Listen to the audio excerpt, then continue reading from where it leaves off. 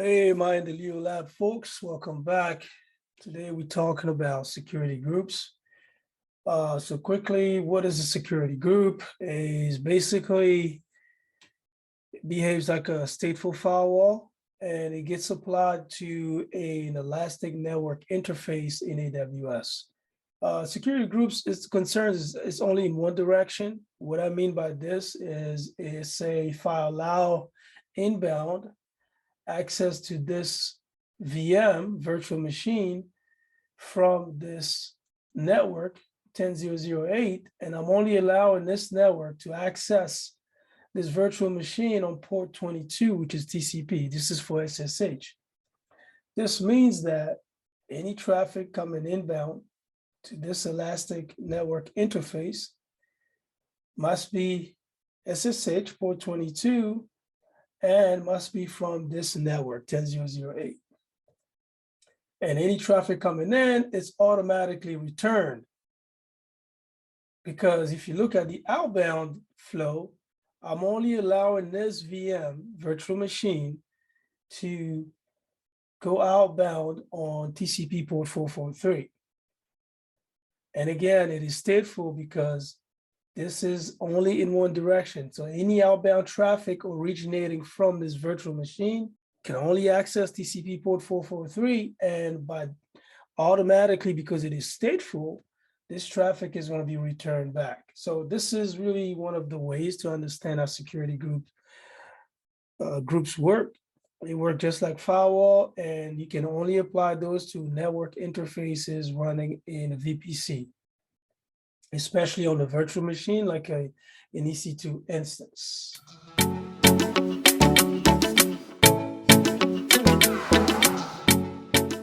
So today we are creating security groups from a script. We're going to clone the project. We will deploy security groups. We'll verify that idempotency works. That means if the security groups exist, we're not going to create them. If they do not exist, we'll create one or more, depending on the script. And then we'll delete them eventually to make sure that we can delete them. And of course, this is our project in GitHub. And I'm going to first get the work done, and then we'll talk about the scripts, right? What they do, all that good stuff. So here's the project. It's going to be in the description. You can access that. And I'm going to come down right down to this. And it, of course, as always, there are always dependencies in a cloud. So if you need to use this project, you need to have this project for VPC, subnet, and prefix list at the same location where you clone this project. So for me, I have an instance already there connected to it. The folder where I keep everything is this. And if I list what's in there, you can see all the other projects are already there.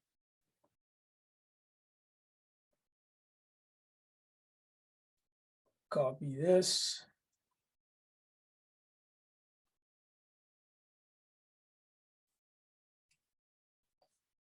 Now we have it.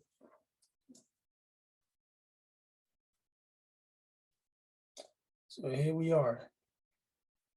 We'll continue. What's next? Yes, we've done this.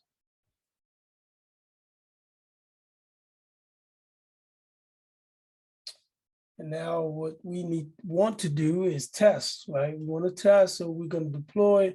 Again, you can make changes to the script if you are familiar with Python, but I always advise you, always use what's there, run it first, see how it works, and then you can make changes. All right, now we will deploy. Before we do that,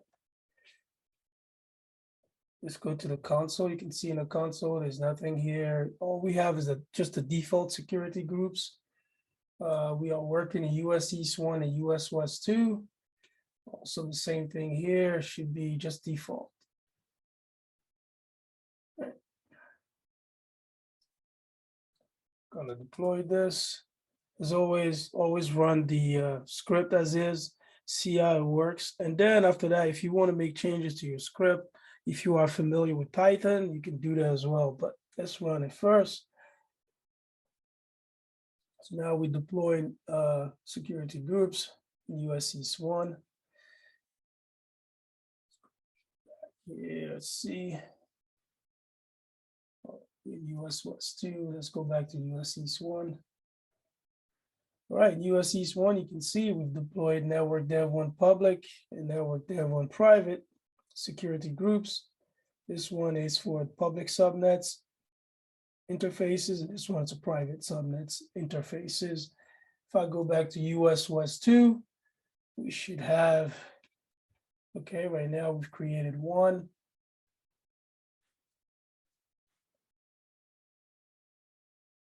All right, we're still running. Now we're creating the network private, right? Network Dev 1 private. I'll come back. All right, we have both. It is working as expected. If I go here,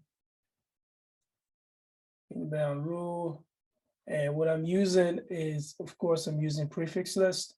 I like him that way, much easy to work with, very simple. If you want to know about prefix lists, you can definitely look around my channel. You should find the content specific to that. But here I'm allowing ping and all TCP for specific networks, which are included in the prefix list. Very easy stuff and much more efficient.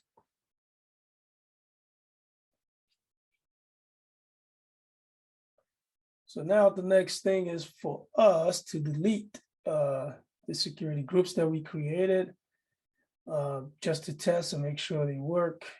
But before I do that, I want to test item potency, right? We are going to run them one more time and see if we are going to create duplicate, or are we going to ignore the fact that it exists already? And this is how we test item potency. So,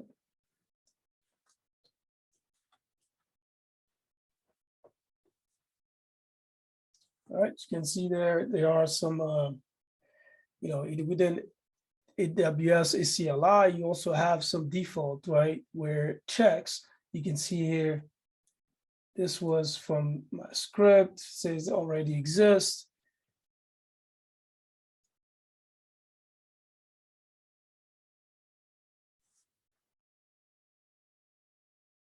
And this is from the AWS CLI, it says it's invalid because I'm trying to create something that already exists, which is not good, right? So sometimes there are cases where if you do not plan for this, you're going to end up creating duplicates. If I go back to the console, if I refresh my screen, you can see we still have the same security groups that were there before. We didn't create any additional security groups. Same thing in US East 1. Yep. Same.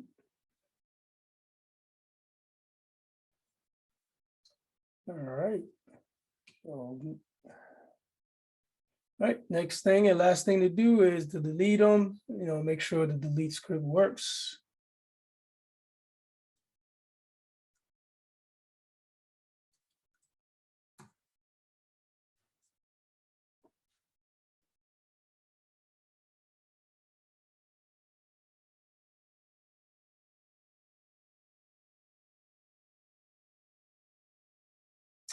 All right.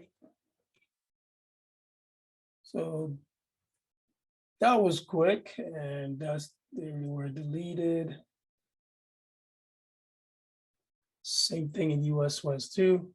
And again, the fact that we didn't have any dependencies, it was easy for these security groups to be deleted.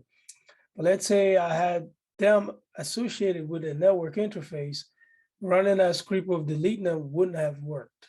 And that's what happens here with the default security groups. They belong to they've been associated to interfaces, and you can see they were not deleted.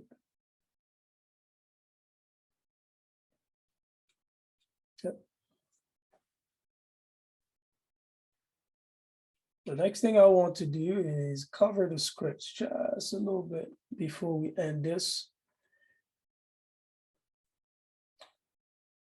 Build security groups is the main script. I'm not going to go into that. This is really the brain of everything. And if you want to go into and find out and see how it's done, be my guest. But these two are the ones that you are going to use.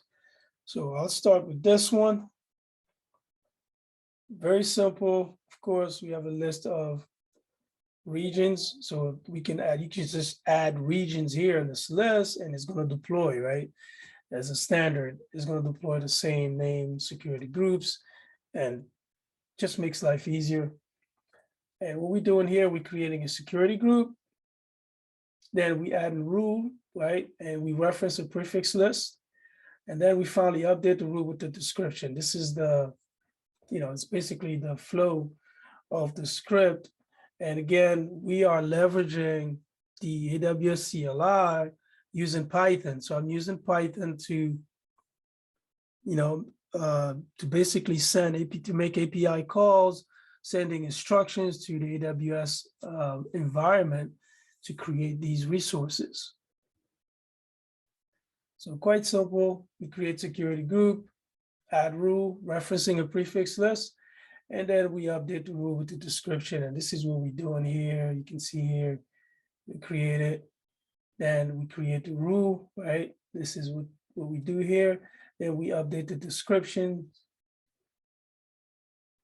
And that's what we do here.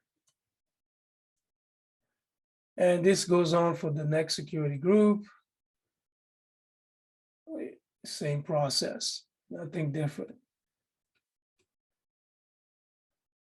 Then for the deletion, very easy. We have the regions, very dangerous, but and again, safe, because if something is already associated, it's not going to delete it. That's the beauty of the cloud. Dependencies are well put together that if an object is depending on another one, you can't delete that object until you have deleted the one that's associated to it. So it's a reverse logic when you deleting things. And that's pretty much it. So here we're going to, if a security group is not associated to any interfaces, it's going to get deleted. And that's basically what this is. So it may look lazy, but I find it just useful. If I'm not using it, I can keep my my resources clean, right? I'm only going to keep the things that I'm using, and what I'm not, it can be deleted. This is pretty much it. For today, we cloned the project, we deployed a security group, we verified idempotency, and then we deleted it. So that's it for today. Next, we'll try to work on internet gateways, and then we'll come back and do the same thing. Until next time, stay tuned and salute.